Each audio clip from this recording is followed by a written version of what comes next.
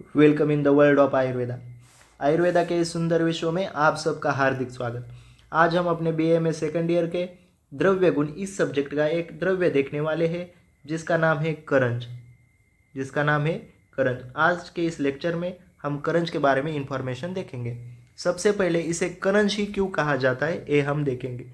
रंज यानी कि क्या? रंजन। जिसके पुष्प, जिस वनस्पति के पुष्प, ये क्या है? इसके पुष्प, जिस वनस्पति के पुष्प जल को रंजित करते हैं। जल को क्या करते हैं? रंजित करते हैं। जल को रंजित करते हैं, उसे क्या कहा जाता है? करंज। रंजित यानी क्या? कलर। जिसके पुष्पों से जल को क्या आता है? एक कलर आता है, उसके उसको इसलिए उसको करंज कहा जाता है। ये जो पुष्प है, ये पुष्प अगर आपने जल में डाले तो जल को क्या आता है? एक कलर आ जाता है। जल को क्या आ जाता है? कलर आ जाता है। यानी क्या? जल का क्या होता है? रंजन होता है। जल का रंजन होता है। इस कारण इस वनस्पति को क्या कहते हैं? करंज कहते हैं। करंज को मराठी और हिंदी में सेम ही कहा जाता है, करंज ही कहा जाता है। इसको इंग्लिश में इंडियन बीच,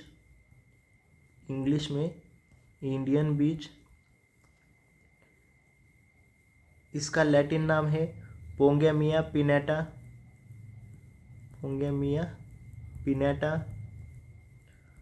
और इसकी फैमिली है फैबेसी। करंज को मराठी और हिंदी में करंज ही कहते हैं, इंग्लिश में इंडियन बीच, लैटिन पोंगेमिया पिनेटा और इसकी फैमिली क्या है? फैबेसी। अब हम देखते हैं करंज के पर्याय नाम। करंज को नक्तमाल, घृतपर्ण, स्निग्धपत्र, गुच्छ पुष्पक, श्लीपदारी और लाज पुष्पक कहा जाता है। नक्तमाल क्यों कहा जाता है? नक्त यानी रात्र। क्या? नक्त यानी रात। जो रात्रि में इसके पुष्प अधिक शोभा देते हैं। रात में इसके पुष्प क्या करते हैं? अधिक शोभा देते हैं। ये जो इसके पुष्प है, ये रात में बहुत अच्छे दिखते हैं या अधिक शोभा देते हैं, इस कारण इसे क्या कहते हैं? नक्तमाल। ये जो नक्तमाल पर्याय है करंज का, ये बहुत ही VVIMP है। ये बहुत PG एग्जाम में या यमो की एग्जाम हो, इसमें पूछा गया है। आपको भी MCQ में पूछा जा सकता है कि करंज का पर्याय कौन सा है? नक्तमाल ये क्या है? पर्याय है। घृतपर्ण, इसके जो पर्ण होते हैं, एक घृत की तरह स्निग्ध होते हैं। क्या होते हैं? घृत की तरह स्निग्ध होते हैं। इस कारण इसे घृतपर्ण और स्निग्ध पत्र भी कहा जाता है। घृत के समान स्निग्ध पत्र होते हैं। इस कारण इसे घृतपर्ण और स्निग्ध पत्र भी कहा जाता है। गुच्छ पुष्पक, इसके जो पुष्प है आप देख रहे होंगे, इसके जो पुष्प है ये क्या है? एक गुच्छ में होते हैं। गुच्छ और पुष्प, गुच्छ में पुष्प होते हैं, इस कारण से गुच्छ पुष्पक। श्लीपद का नाश करती है। करंज क्या करता है? श्लीपद का नाश करता है, इस कारण से श्लीपदारी भी कहा जाता है। लाज पुष्प, इसके पुष्प लाजा समान होते हैं। इसके पुष्प लाजा समान होते हैं, इस कारण इसे लाज पुष्पक कहा जाता है। इसमें श्लीपदारी, ये भी बहुत बार PG के एग्जाम में पूछा गया है। नक्तमाल और श्लीपदारी एक किसके पर्याय है? एक क्वेश्चन बहुत बार पूछा गया है। तो नक्तमाल और श्लीपदारी एक करंज के पर्याय है। अब हम देखते हैं करंज का रसपंचक। करंज में 3 रस है, कटु, तिक्त और कषाय।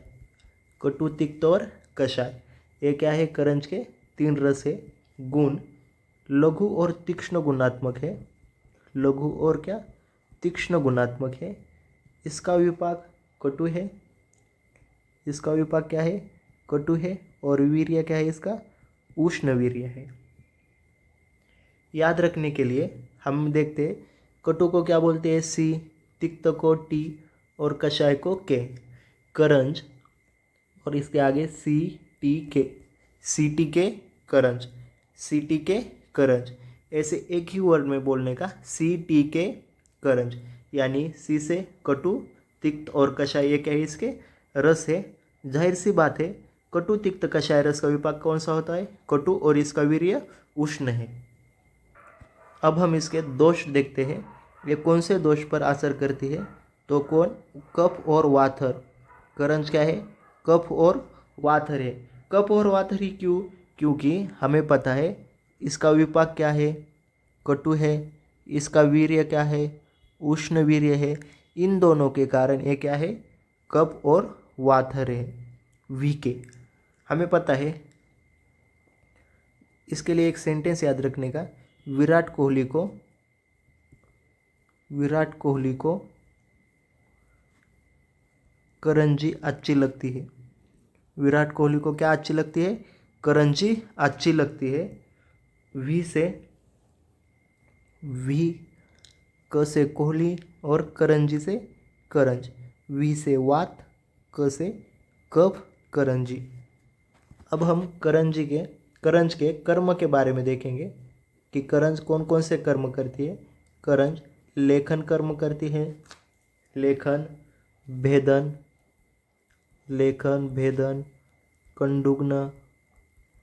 कंडुग्न है, कृमिग्न। लेखन क्यों करती है, क्योंकि इसका विपाक क्या है, कटु, और वीर्य क्या है, उष्ण। इन दोनों के कारण ये सेम उसी तरह कटु विपाक और उष्ण वीर्य के कारण भेदन, कृमिग्न और कंडुग्न। उसी तरह कटु विपाक, वीर्य, उष्ण, इस कारण ये कंडुग्न है और कृमिग्न है। करंज का प्रयोग वात व्याधि,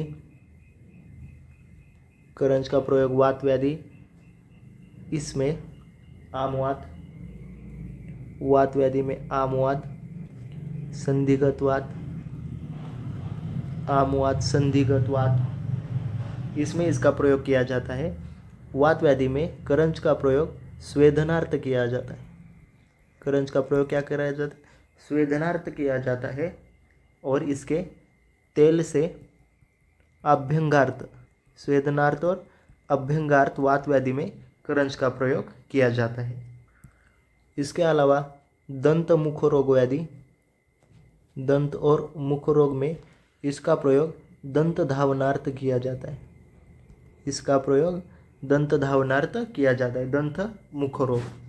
अब हम करंज के गण देखते हैं। करंज का समावेश चरकाचार्य ने किस गण में किया है। चरकाचार्य ने इसका समावेश तिक्तस्कंद,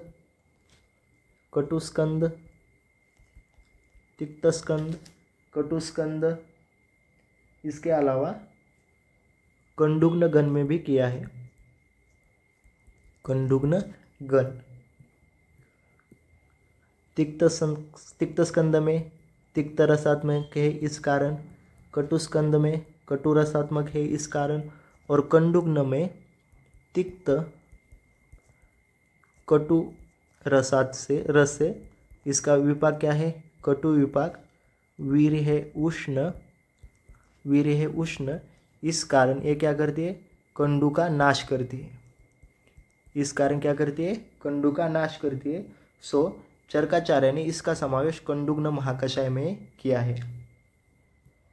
सुश्रुताचार्य ने करंज का समावेश आरगवदादिगण,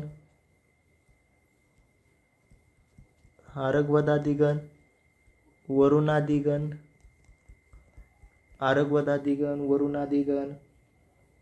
शिरोविरेचनादिगण,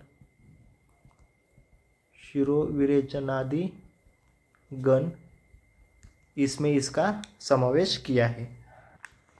करंज का प्रयोजांग यानी कि उपयुक्तांग कौन कौन सा है। करंज के मूल त्वक, करंज बीज और पत्र, इनका क्या किया जाता है, औषधि में प्रयोग किया जाता है। इसकी मात्रा कितनी लेनी चाहिए। अगर स्वरस है, स्वरस 10 से 20 ml तक। अगर चूर्ण है तो 1 to 3 ग्राम, 3 ग्राम। इसके कल्प कौन कौन से हैं? तो इसके कल्प करंजादि चूर्ण, करंजादि चूर्ण, करंजादि घृत, करंजादि चूर्ण, करंजादि घृत और करंजादि तेल। करंजादि तेल, ये क्या है? करंज के मूलभूत कल्प है।